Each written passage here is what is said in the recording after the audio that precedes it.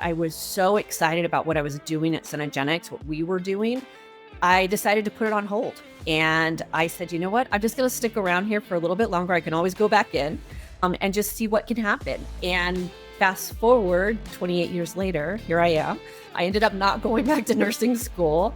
I stayed with the company and I just grew within it and helped it really grow. We started out as one location initially, but by 2005, we recognized that this was starting to catch on, not in a large way, but it was starting to catch on. And so we knew that just having the one location wasn't going to be enough for the future. And we wanted to be able to have locations across the US that we could be able to serve those patients that were looking to make this transformation in their lives. What happens when an idea once called fringe medicine by 60 Minutes becomes hailed by that same program as the future of medicine just 2 decades later? In 2005, longevity science was a controversial outlier. Today, it's a global movement. This episode is about that journey and what it teaches us about the revolution of health. Our guide on this journey is Kristy Berry, the CEO of CENEGENICS, a global leader in performance and longevity medicine. Her story is as remarkable as the company she leads. She began her career as the organization's very first patient service associate. At a pivotal moment, having been accepted into a nursing program, she was so enamored with the CENEGENICS mission that she put her nursing career on hold and never looked back. Her rise from that first role to the CEO's office isn't just a career progression, it's a story of profound conviction. Her ground-up perspective gives her a unique and deeply personal understanding of a mission she didn't just join, but helped build from its very inception. In our conversation, we'll explore the DNA of this transformation. We'll trace the arc of longevity medicine from a controversial concept to a mainstream aspiration, revealing what it takes for a pioneering idea to change the world. We'll also examine the delicate balance between cutting-edge, data-driven diagnostics and the irreplaceable human-to-human connection that sits at the core of true healing. Finally, we'll dive into the mission to make proactive health accessible to all, shifting the program from an elite luxury to an essential practice for living a full and vibrant life. This conversation is about more than just science. It's about stewardship, empowerment, and the future of wellness. It answers a fundamental question of our time. In an age of incredible technology, what does it truly mean to take ownership of our health narrative and become the CEO of our own body? Kristy Berry is a pioneering leader at the forefront of longevity and precision health, serving as the CEO, the global leader in age management and performance medicine, with a vision that blends medical innovation and human empowerment. Kristy is reshaping how individuals and organizations approach proactive health, shifting the paradigm from treatment to transformation. Now, under her leadership, CENEGENICS has evolved into a 360-degree model of scientific wellness, integrating nutrigenomics on AI-empowered longevity platforms and moving into the future of more personalized performance data, such that these are actionable in a comprehensive system of care. Her work connects science and story, bridging complex biomarker insights with lifestyle, nutrition, and mindset, so that health becomes not just a clinical outcome, but a lived experience. And her commitment in scaling corporate wellness and expanding into enterprise partnerships is really a force multiplier in empowering the next generation to take control of longevity.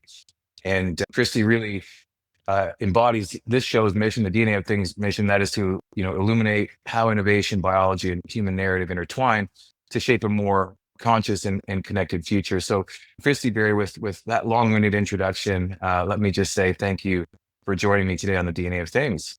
Welcome. Jeremy, thank you so much for having me. It's an honor, and I'm really looking forward to spending time with you here.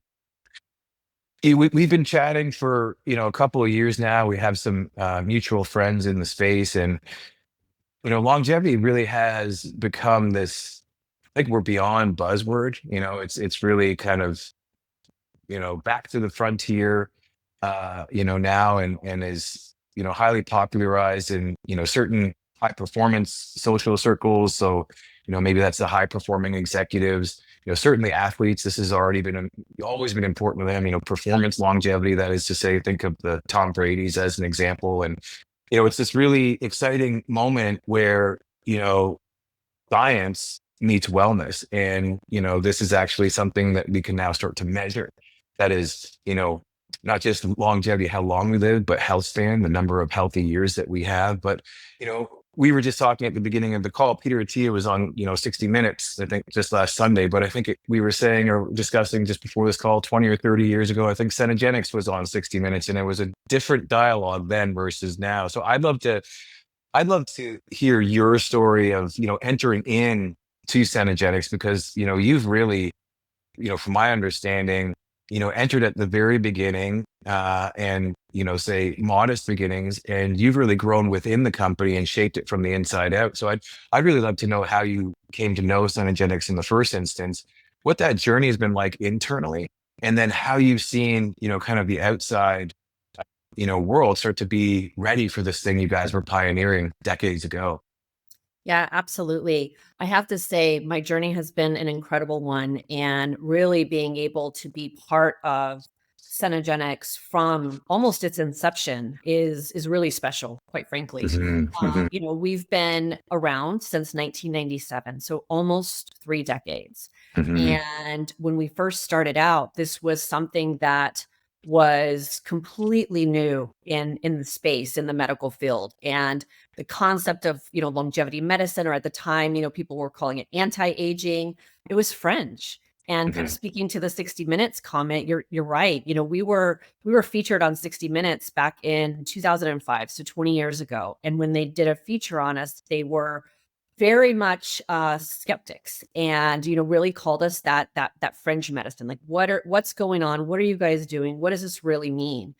And, it's really incredible for me to sit here today and now watch 60 Minutes in 2025 say, this is longevity is the future of medicine. And it's like, yes, mhm, it is. Entirely agree with you. And, Cenegenics wasn't wrong back in, 2005. We were just early.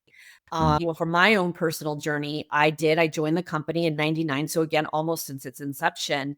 And I did so because I was young, and I was myself kind of exploring like what my future was going to look like. I've always been passionate about helping people. Like, that's just been at the core of who I am ever since I was little. And so I always wanted to be a nurse. And I thought, you know what, I want to get into the medical field. How do I do this? And I was introduced by a friend to Cenegenics. And I have to tell you, at first, I was like a little bit like, what is this? Like, I don't understand. It's like not what I'm used to from traditional medicine. But it really piqued my interest. And so I actually started at Cenegenics as the very first patient services associate. And I had a very unique opportunity to work very closely with the former founder. And in that, kind of like relationship building and seeing what we were doing at Cenegenics, he really mentored me, through the process. So as I was going to nursing school, intending, wholeheartedly to eventually just go into that full time and just use Cenegenics as kind of like a stepping stone, I became really enamored with what was really possible and how we can transform people's lives and do so outside of what traditional medicine was doing. And so that really started my journey. And, the reality is I was accepted into the nursing program, but I was so excited about what I was doing at Cenegenics, what we were doing, I decided to put it on hold. And I said, you know what? I'm just going to stick around here for a little bit longer. I can always go back in, and just see what can happen. And fast forward 28 years later, here I am. I ended up not going back to nursing school. I stayed with the company, and I just grew within it and helped it really grow. We started out as one location initially, but by 2005, we recognized that this was starting to catch on, not in a large way, but it was starting to catch on. And so we knew that just having the one location wasn't going to be enough for the future. And we wanted to be able to have locations across the US that we could be able to serve those patients that were looking to make this transformation in their lives. And so I, running joke, I was promoted, 1,000 times within the company, but by 2005, I was COO. So I was the one going out and helping set up all of the centers, recruiting physicians, training the staff, making sure that we could replicate this in a really credible way that was consistent and really true to who we were as a brand. So that was, just that evolution of being able to expand our national footprint was something that, I take great pride in. And I think, that's one of the things today when you think about, healthcare in general, or you just think about just human nature. Yes, there is absolutely a place for that asynchronous interaction. I love technology, Zoom, team, whatever it is, to have that as a go-to, but there's nothing that's going to replace that one-on-one kind of human connection. So being able to have centers located throughout the US where people can come in, spend the day, meet their physician, meet their health coach, and really dive very deep into their health. It's such a personal matter. We knew that that was what was going to help create like long-term success. So fast forward to today, as I mentioned, we've got 20 locations across the US. We expanded internationally. I have 7 international locations. And it's just been so interesting in the last 5 years to see what started out as a concept has now really taken off as a movement and have really embraced the fact that they want to take back control of their health. And I've shared this, at different times. The pandemic was tragic in so many ways, but the good that came out of it, and I even hate to frame it that way, but the good was it made people more aware of what they can start doing or what they should at least start thinking about doing to help prevent, delay the onset of disease, and how can they live their healthiest and be the best versions of themselves. So in the last 5 years, like this journey that I've been on, and being the CEO now for the last 5 years, it's really fulfilling to me, and it's just kind of reinforced my passion around helping people that, sometimes I can't find words to describe, because that is what it is about. It is all about outcome, transformation, and truly giving people the power to own their health, well into their older years. With so many things there that I just think are fascinating, not least of all is like starting with that nursing ambition. I mean, recency bias. I actually just met with somebody who was a nurse, but actually started their own hearing test. Is that, I don't know what the proper word is for it, but she's a practitioner who is more on kind of the diagnostics of hearing and helping people, dealing with, hearing loss and tetanus and tinnitus. And, so I've, had this kind of perpetual, ringing in my left ear. Anyway, she told me her whole story about, coming from a nurse ENT, and why she had taken this private approach to the hearing preventative loss clinic, that was exactly the point. Was what she was saying is, hey, if I could get to people, upstream of their consultations with the ear, nose and throat specialist, maybe here's some, suffering that I could reduce, and here's the quality of life that I might find. And what was really interesting was, her, how she expressed this kind of freedom from the system. Now, don't get me wrong, like the system has its benefits, but one of the things that, that I've seen in interviewing many guests, whether they're, ER, like emerge docs, or, more kind of innovative tech entrepreneurs in the the health and human performance realm, there is a, let's say there is still a complementary nature to those two elements. Like I hear a lot of times like, oh, well, healthcare isn't healthcare, really, it's sick care. And it's like, well, let's not forget that we need sick care if we get in a car accident or you break a femur. And maybe we as patients or consumers of healthcare we're unreasonably asking, people who frankly are not trained in kind of these newer emergent fields. Like, longevity is only a new name. I kind of smiled when you said anti-aging. I was like, I remember when it was called anti-aging, but I somehow forgot that was even a thing, right? And And longevity is its own misnomer, and that's where kind of health span comes in, right? It's like, because you don't want to necessarily live forever in a health state that's undesirable to many or most. And so anyway, coming back to the journey of like the nurse practitioner into the proactive health span oriented practice. I mean, I find that a really interesting theme that I've actually seen a couple of times now. It wasn't just yesterday with a consultation with the hearing aid, but it's actually a gal that I interviewed a while back. Stat Wellness is the name of their initiative. So Kristen was her name. She was a nurse practitioner turned, more into like kind of the naturopathic clinics combining with fitness. And so it's really interesting to see these like kind of interdisciplinary ways of thinking and doing things leading to this innovation. And so truly in the innovation side, when I think about CENEGENICS, was it was like, well, there was this brick and mortar innovation that happened first. And so you've got this really great foundation of 20 locations, 7 international. And, now there's this really cool asynchronous tech that's emerged. And, so having worked with a number of your clinics through clients that I was, consulting with on a professional performance coaching, I was, using CENEGENICS as the doc. So I don't work outside of my domain. I'm more of a generalist, and, I help build the strategy and the architecture of, say, their business success or their personal health plan or their performance plan. But I bring in, the right coaches, and I like to have a nice team. And, what I was noticing with CENEGENICS was, actually every location is, I mean, I think there's shared, let's say, principles and values, but there is a uniqueness to each of the different clinics, right? And so I'd love to explore a little bit about, because you have this operational, insight, because let's face it, the vision part's a lot of fun and, can be daunting at sometimes, but gosh, the implementation and delivery is no joke, right? And so you've been doing that since the inception. So I'd love to learn, how you got to this. I don't know if would you call it a franchise or licensing model. I'd love to learn about the business structure, but then also like how each of those locations are the same, but yet uniquely, different insofar as their offerings are concerned. And I'd love to hear about that first, and then maybe diving into some of the tech that has been your new and more recent additions in the last, 5 years or so.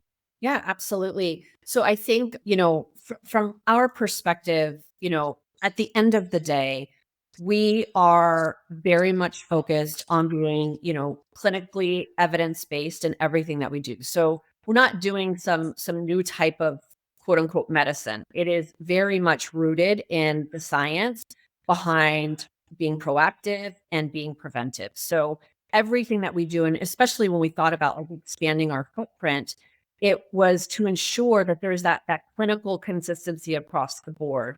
Operationally speaking, it is not a franchise model. So CENEGENICS, we wholly own all of our centers and locations, and we partner with physicians to take care of the patients that are coming into those locations.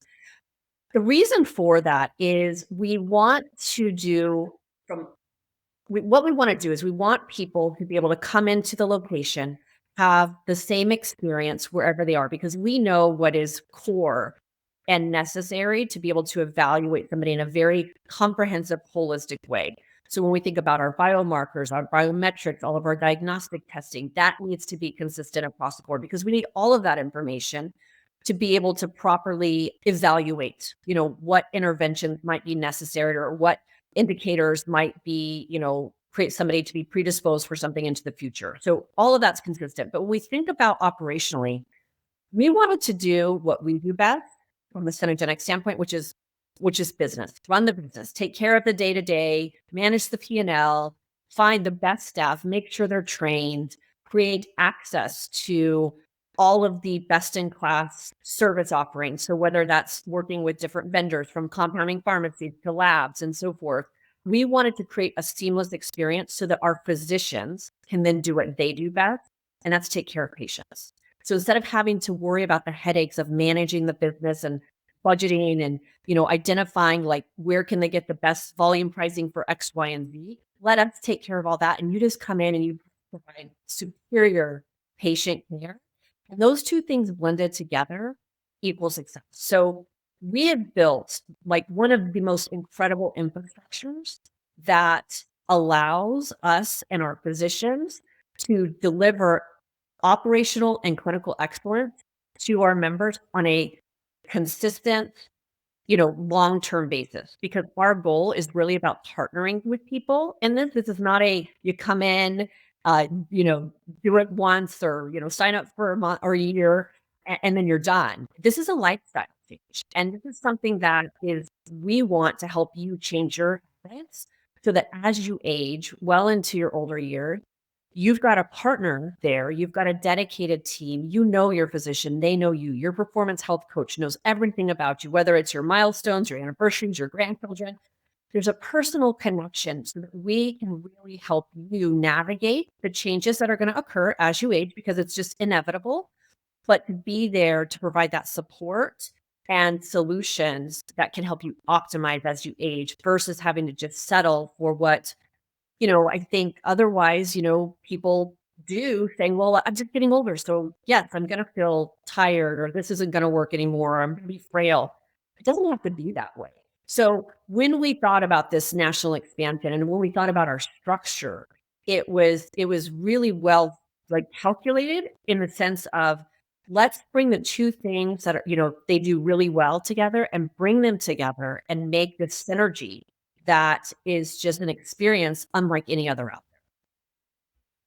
Right. So that's kind of the whole, that's around how we thought about the structure and the operation.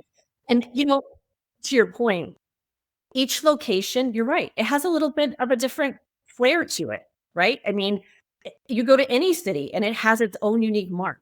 Mhm. And that's what makes it special. And so we didn't want it to feel like a one size fits all. We wanted it to feel like that region that we're in, that culture, that environment, so that the patients coming in felt comfortable, they felt connected. It was really a true community foundationally supported with the CENEGENICS approach. And that CENEGENICS approach, fast forward into the diagnostics and the testing and the innovations that we've brought on board in the last 5 years. I often say CENEGENICS, we are cutting edge, we are not bleeding edge. And I think Mhm.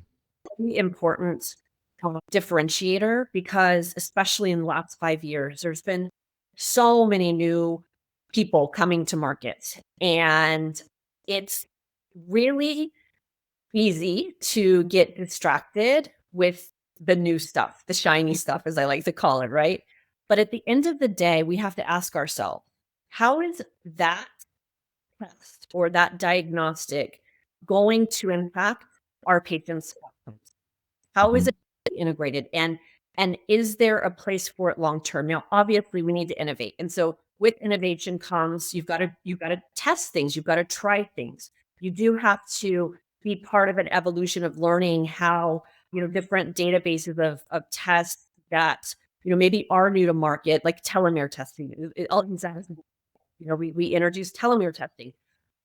Fantastic when it had a place, but it was so new when we originally introduced this, that fast forward 7 years from that time period, they had a whole new data set that then they were able to analyze and run their algorithms on, that made adjustments to how those telomeres were being measured.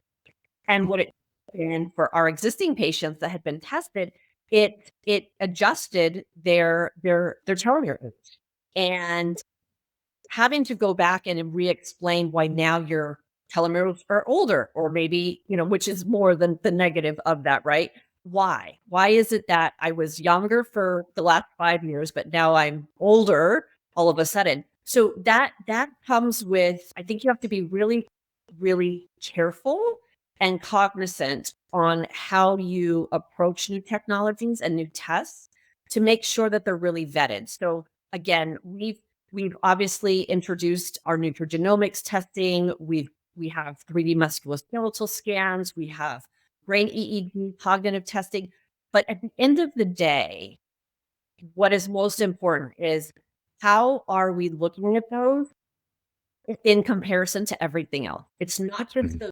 the we can't look at them in a silo. We have to look at them in relation to how your overall body is performing and what your health history is, what your family history is, because it's about those trends over time. And so while they're these new tests and these new innovations coming out are important and play a really key role, we try to remind our patients not to get too fixated on just one single number or data point.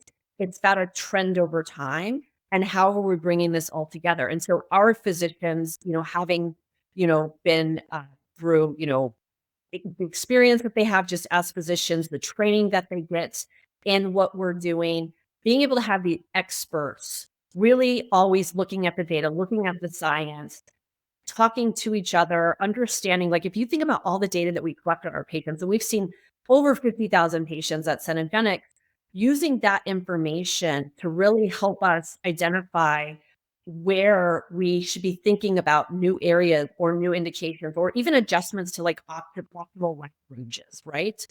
All of that, it's constantly iterating on that, but not losing sight of, at the end of the day, how is it really going to help our patients and their clinical outcome? Yeah, amazing. You talk, and I'm glad you brought up these different technologies because that was going to be one of my next questions. But coming back to, being client centric, being customer centric first, like you're right. And so actually, I think a couple of things. So first of all, there is that data in context of everything else that you're measuring, so your bloods plus your DNAs plus your DEXA plus your DMI plus, but then also like how that's been changing over time. I think is really interesting, right? To know that, hey, when you started seeing us, your resting heart rate was 45. Now it's, 65 on this kind of one-off, kind of period of 2 or 3 months. And then it went back down. It's like, well, hey, what was going on, during that period of time in your life? It's like, oh, well, maybe it was job stress. Maybe it was I lost a loved one. Maybe, there was, my diet was off went off the deep end, or maybe I was traveling, right? And so it's like, hey, like, just so you know, those kinds of things, what's good about it is they train a certain amount of resilience, like into the system, and so not all is lost. But how do you reintegrate that? And you bounce back from that? It's not forever after a steady kind of decline per se. So that longitudinal data, and I'm knowing that you've had customers with you for 10 years or more is pretty amazing. And yeah, the evolution through the different kinds of technologies is interesting, right? So you talk about the telomeres, and it's like, well, now there are these age clocks. It's like, well, do we jump on to the methylation clocks? And I think the methylation stuff is going to be really, really like fascinating. I think that's like about to explode, because you can really, like, we've already like validated epigenetics as a pretty compelling indicator, not just of changes in lifestyle in a lifetime, but actually from previous generations, right? So the idea that we're getting into like methylation patterns now that are specific to different, say clinical conditions or lifestyle conditions, like, is really interesting. Like fertility, for example. Like there's fertility methylation scores. We know that there's a smoking methylation signal. We know that there's an exercise, right? So it's when I imagine in a time in the not too distant future is like your methylation status becomes kind of a part of the intake. It's like, hey, here's where you are now, just in terms of how your body is tuned genetically. But that's going to change like so much, I would say, in the next few years. And so it's even being in a place where you can communicate that to the customer. It's like, hey, we're going to give you, what was it that you said, cutting edge, not bleeding edge. And so even explaining like the world of scientific discovery and the time that it takes for knowledge translation and clinical practice, and that it's called research, scientific research, because you are researching. And so we're never having the final answer, but what we're saying is we're promising you the best answer. And you may find other things out there on the fringe that are getting a lot of hype that might be interesting today, but are possibly going to be gone tomorrow. So we're not jumping on that. We've learned from this whole telomere thing. So it's interesting to kind of develop that kind of relationship with your customers where you're saying, hey, we're cutting edge, we're still frontier, we're not bleeding edge. But you can even imagine, it's like, okay, well, here is the bleeding edge experimental stuff here. We're not going to make this a part of our core offering, but if you really want it, like, we can we can innovate with you there. It's kind of like the Nike innovation labs for like elite athletes. It's like, okay, Michael Jordan gets this kind of shoe, but kind of here's a shoe for the everyday runner as well, right? And so you don't want to wear Michael Jordan shoe because it's just for Michael Jordan, right? Because you'd get injured. So I'd love to hear, how your like beyond the telomere experiment or say trial, like what are the new kind of technologies, to the extent that you can share? I know some of this is proprietary, that you see as interesting, but you're not necessarily ready to implement, versus what are some of the things that more are confident in and you're seeing some success with in terms of technologies that have been evidence-based and that you've integrated into the clinic? So it's really interesting because everything that we do is so personalized. And I loved how you just, you gave that analogy with like the Michael Jordan shoe and so just or that's what makes what we do unique is being able to personalize programs, but it's all based on that relationship they have with their physician, right? And so Mm, co-piloting approach to one's health. And so our patients are partnering with their expert physicians, performance health coaches, but that individual is expert in how they feel and what their current lifestyle is and what their goals are. And being able to bring those two together and be able to identify, okay, here's what we know fundamentally is most important for us to be looking at to identify the risk of, disease and so forth. But if you are interested in, that leading edge, technology or diagnostic, let's test it. Let's look at it, or let's dig into the data together, the research together to say, okay, how would we apply this? How could we think about it? And so that is something that I think really lends itself to setting somebody up for success long term. mhm, Um, mhm, so from a technology standpoint, being able to really now take one's DNA and translate that into what their their true health is and how their body is responding and being able to identify interventions. So, we have our nutrigenomics. So that's really looking at, your lifestyle, right? It's looking at your genes, but there's an emphasis on your nutrition, your exercise, how are those things interacting? And so just my own personal story, I identified that, I'm highly, I caffeine, I'm not sensitized to, if I'm saying it correctly, I metabolize it really fast. And so mhm, for me, when we think about, what is my caffeine intake, I can drink caffeine all day long and then I can go to sleep when I need to go to sleep. Others are more sensitive to it. So when we think about, different things that I'm doing throughout the day or how many cups of coffee am I having and at what time of the day, like those are things that are really helping my CENEGENICS physician and myself navigate on my, sustainable lifestyle choices. Same with, when we think about like cognition, right? Cognition and one's ability to like, have, be sharp, wanting to stay sharp, not having that brain fogginess, wanting to really understand our response time. And there's so much concern about dementia and Alzheimer's. Being able to tie back, to your DNA, do you have that I can't say it, Jeremy. ApoE do you have that ApoE gene that, and what does that mean for you and your future? Having the ability to then do the brain EEG scan that you can see at our location.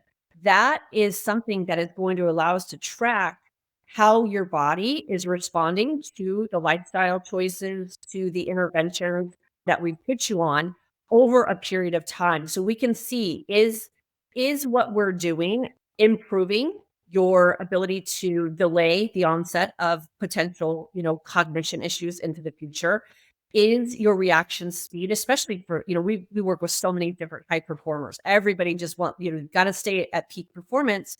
How do we ensure that we're helping them from a cognitive perspective, in addition to just looking at their biomarkers or getting subjective information about how they're feeling or just their supplements? We can actually look at how their brain is functioning and how the therapies that we're intervening with are helping make improvements on their life. And again, we change every day as we age, right? So what my brain EEG is today is not going to be what it, the same in a year or 10, 10 years from now.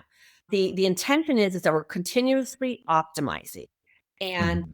finding ways in which that we can really make sure that people are really expanding that health span era so that those last 10 years of your life you can still be active. You can still do all the things you love instead of having to succumb to the ailments of what traditional or normal aging process looks like. So, implementing different diagnostics like that. Also, the 3D musculoskeletal scan. I have to tell you, this is really, really interesting because it is something that I think people take for granted as it relates to their body's alignment and balance. And Mm. balance is so important as you age. Like I think it is. I don't even think most people think about it unless you're an athlete, right? And Mhm. the average person is not thinking about their balance as they age. But as you age, you know this, your bone density declines unless you're staying consistent with strength training and you're maintaining your muscle mass. And when you age, if you don't have that, you have a tendency to, if your balance isn't strong, which is driven off of strength and muscle, then you could be predisposed to fracture risk from falls. You think about the older people, you hear about them falling, they get a fracture, they go in the hospital, and oftentimes they don't come back out. And it shouldn't have to be that way. And so the 3D musculoskeletal scan that we do at all of our locations takes a 360 view of your body, of your biomechanics. It lets us know your alignment, your weak areas, weak sides, areas that you're stronger in. It identifies potential, musculoskeletal areas of concern. So maybe, oftentimes we'll get in patients who have been athletes in their past or played in college, and they just always dealt with their lower back pain. Well, the lower back pain contributes to a lot of different things, but they just live with it. So when they come in and get the scan, and this is a real story, a patient was like, told us, oh, my left arm hurts, my right foot, this, that. So the scan picked up all these areas of deficiency. Mhm. Then it picked up in bright red the lower back. And so our Mhm. health coach said, well, you didn't mention your lower back. And he's like, oh, well, yeah, that's normal. I live with that. Wow. Well, we were able to put him on a customized program, and it's through this AI technology, through this 3D MSK scan that creates a personalized exercise program that very specifically targets all of these areas down to your big toe and Mhm. what you need to do on a regular basis to make improvements to get it back into normal range for yourself. And so the patient started doing all of this exercising. He was unable to bend over and tie his shoe. His back was just so uncomfortable. He is he essentially told us we saved his life. We in the Mhm. sense that he had just accepted that that's what it was gonna be, and that he was never really gonna be able to bend over and tie his shoe again. But within 6 weeks of going on programming and doing what he was supposed to do to address this area, coupled with everything else that we learned about him, he felt like $1,000,000. He felt like, Mhm. he was, able to go and play the sport he played in college again. And it gave him such confidence and, like, a real, like, thriving to, live and wanna go and do more. And that's what it's Mhm. these technologies that, we're introducing and that we have real purpose. And it's the little things, right? It's not the DEXA, the VO2, all standard, all have the evidence, have the research, but it's it's necessary to pay attention to even the smallest of things because it has such an impact on your whole body. And if you think about feeling good. Now you can do the things, you be active, you're regaining your balance, you're building strength. The mental wellness part of that is so huge because I think, there's so much going on. All of us have so much stress in our lives. We're taking care of everybody else. Are we really taking care of ourselves first so that then we can take care of everybody else? Oftentimes not. And so when we give people back the ability to truly be the CEO of their body, it's life-changing and it gives them a whole new outlook and perspective. And like then they're like these super productive individuals. And then think about just humanity in general. Like if we can have a lot of like really productive, high performing people that are just imagine what we can all accomplish just as humanity, right? In the world today, whatever that looks like. And so these are just some of the diagnostics and the tests. We obviously do, many others, it's all focused on a full body assessment. So from your DNA and your genes to your muscle, your body fat, your bones, your balance, your biometrics, your brain, it is a full comprehensive view to know how you are functioning. And you and I are very different. Each and every one of us is very different. So we can't treat it as a one size fits all. Yes, standardized testing, but that just gives us it allows us to then open the door to dig deeper to say, okay, now how did your body respond and what do we need to do for you? That's going to look very different than what we're going to do for another person.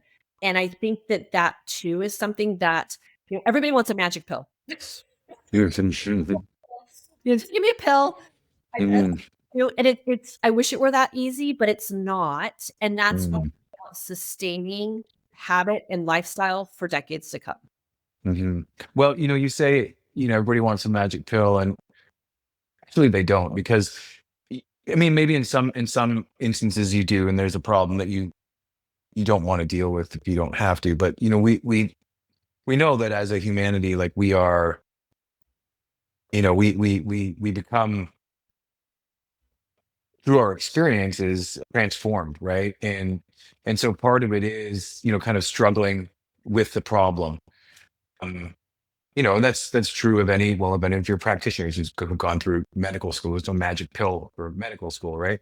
But you have to go through like the actual learning and the integration. And I really love what you described about the musculoskeletal scan, because when I think about like the athletes that I've consulted with, right? Like I would never say, here's your fitness program forevermore, right? Like that's because it's not that. It is I say the word magic operatively here. It's a magic sequence of unlocking based on, like, say, me as your movement coach. Let's say I'm able to see based on, my expertise in the sport, right? But for athletes who are doing the exact same sport, even something as simple as sprinting the 100 meters, those programs are entirely different for each individual. You have athletes that are push athletes who respond really well to moving heavy weights, and you have athletes that are pull athletes that respond better to more kind of plyometric types of movements, and they have bone structures and ligaments and tendons that would support and reinforce those things. And so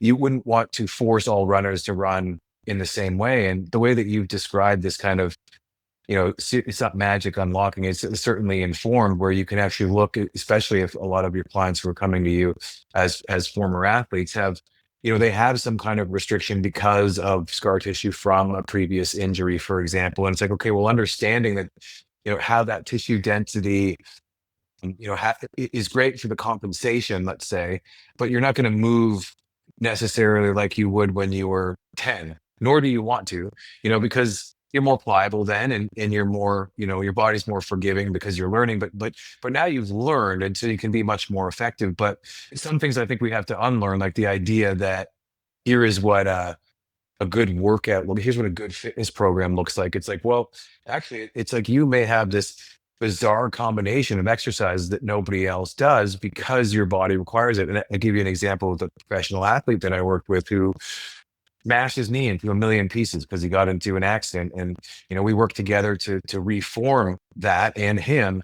And he said, I really miss doing 500-pound squats. And I was like, well, this is your new 500-pound squat, because and it was like some very nuanced series of VMO activation, single leg type of work, very frustrating, because it wasn't so much about overloading the system with weight. It was more about challenging the system to balance and reintegrate, because he literally had to rebuild the knee. But he got back to being a professional level player. And now as he moves into longevity, it's like, well, my fitness plan isn't going to be pick up hockey and hit the weights really hard. It's going to be these series of movements that optimize how I move through time and space, over time and space. And so that actually brings me to the one question I wanted to understand, is how your customer, how the audience has changed 30 years ago versus today. Because my sense is, there's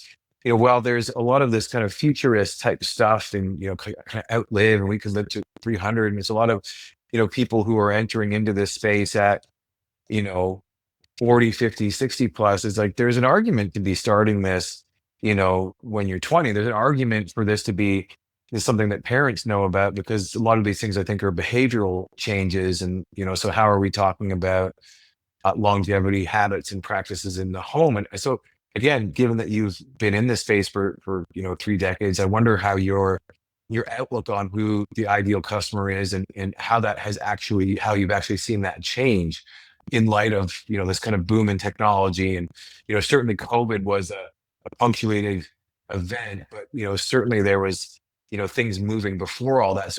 So how has the customer changed between then and now? Yeah, it definitely has changed. So, I would say, for the first, 15, 20 years of CENEGENICS existence, it was very much focused on, individuals who were 45 to 65. Our average patient is about 56 years old.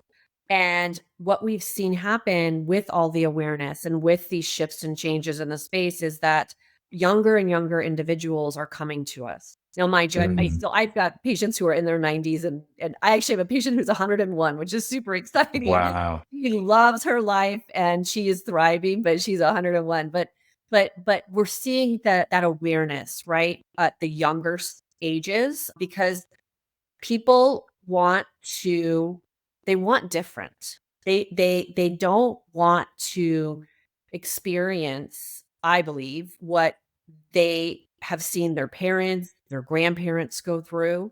They're wanting to get ahead of it. If their dad had a heart attack at, 42 or 55, they're saying, okay, what can I do to prevent that heart attack for myself? And so we've definitely seen that kind of that awareness expand. And what we've done as a result, and so one of the questions you asked was, well, who is this for? My answer is CENEGENICS is for everybody. This longevity is for everybody, but it is. Mhm. We want to meet people where they're at and have a solution. And what a 20-year-old, a 30-year-old needs at that point in time, it's definitely going to look very different than a 40, 50, 60-year-old and beyond. So if we can create opportunities and solutions to meet people where they're at and really start that process of habit changing, of lifestyle changes, and be able to age with them. For me, that's success, because Mhm. we are able then to change the mindset, I believe, of how we're approaching health and medicine today. So I really see it going from being like elite to Mhm. Mhm. it's something that, so for us at CENEGENICS, we have created those programs. So it's very much, I call it an ecosystem. We've created essentially an ecosystem where we will meet you where you're at. And so if you want to just explore and dip your toe in and just understand, what your biomarkers look like, we have something for you. If anything's identified, we've got options. We have solutions. Mhm. If you're looking, you're kind of more that like biohacker and like, I want to do these particular diagnostics, and, I'm in my, for 30s and 40s. I want to do a little bit more. We have something for you. And then again, we've got our most comprehensive offering, which is all of the testing and the genetics and everything bundled together. So that really allows us to bring people in where they're at and not just assess them, but have a solution and a long-term solution for them. Because ultimately, as they age, they're going to need different and or more or less, just depending on who they are. But having an ecosystem, having a place that they can call home, essentially, to say CENEGENICS is my partner in health, and I've progressively just moved with them, and they've moved with me, and they've kept me optimal for X number of years. That I really believe is what it's all about. Like I feel that the more awareness we can have, the more education, and that's really it's about educating the population about what is possible, about the fact that you don't have to settle for what traditional healthcare might otherwise say is normal or average. Who wants to be average? I don't want to be average. And so, how can we educate people that there are ways and very attainable ways to truly optimize your health, from as simple as what you're putting in your mouth to as comprehensive as, hormone supplementation and everything in, right? And so that's really how it has definitely changed. And I think it's fantastic. And I do believe that that's the future. That is where we're heading. And that's why I see this eventually becoming essential. Like this is with all the advancements, all the technology, really being able to take everything that we're doing and ultimately at some point democratize this, right? So that it is accessible by all in some component. That is truly what I am most excited about, having seen the trends of just the current interest and awareness that we have today.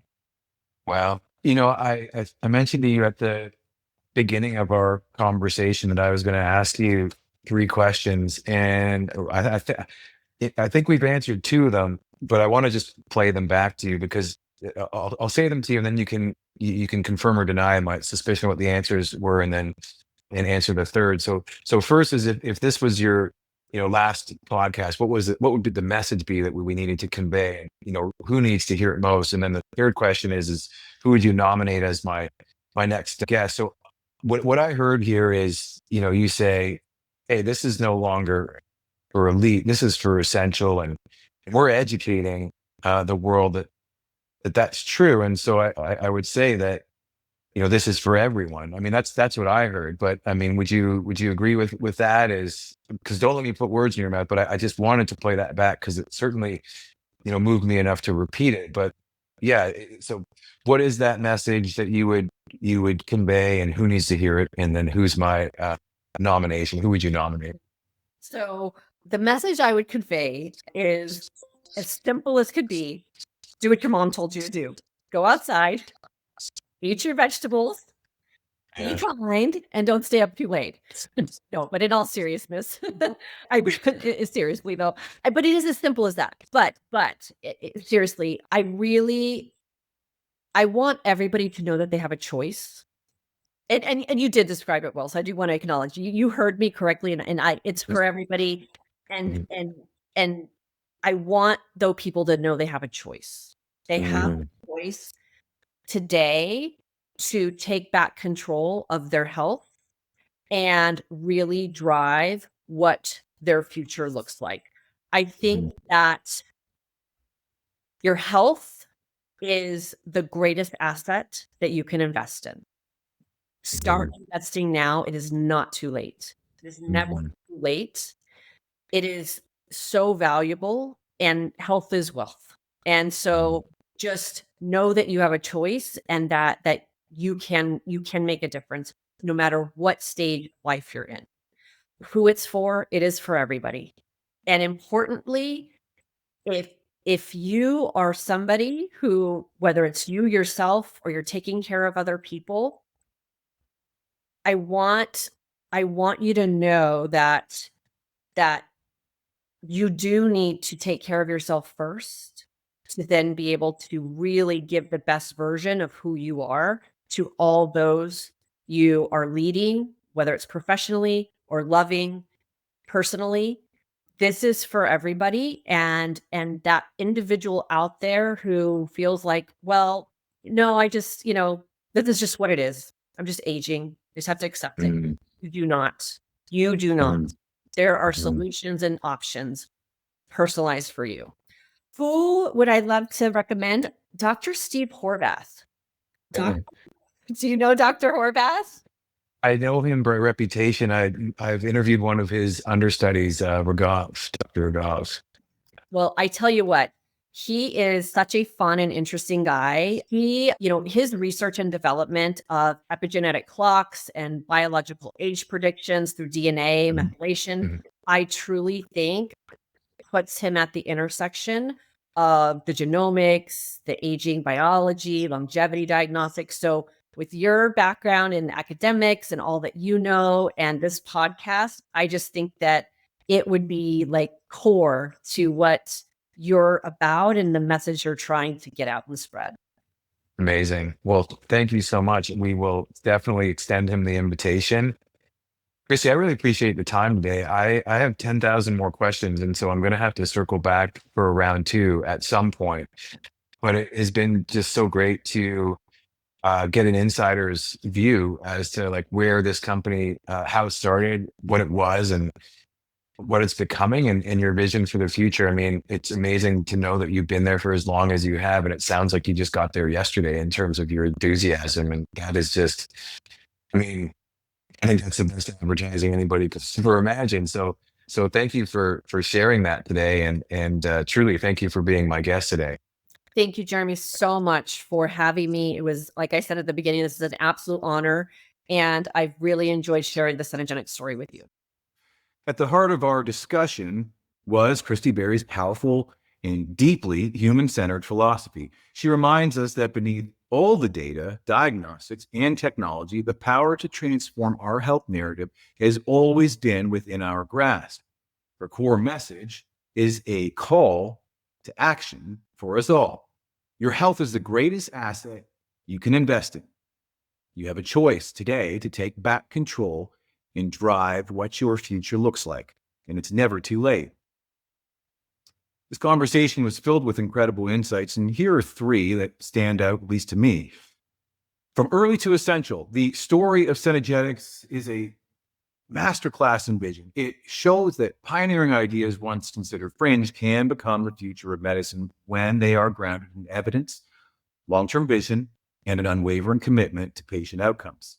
As Kristy noted, they were wrong, or they weren't wrong, I should say. They were just early.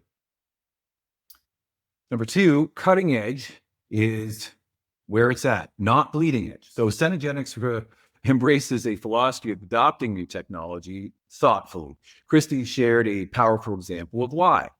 After adopting telomere testing early on, the testing algorithms changed years later, forcing them to re-explain adjusted telomere ages to patients. This experience really cemented their approach. Innovations like musculoskeletal scans and genomics are carefully vetted to serve patient outcomes, ensuring progress is measured and meaningful, not just trendy. Number three, technology amplifies empathy. While data, AI, and advanced diagnostics are powerful tools, Kristy emphasized that their ultimate purpose is to enhance the partnership between physicians and patients. Data can inform, but it's the human connection that transforms. In a world of increasing automation, nothing replaces the trust and understanding built in a one-on-one relationship.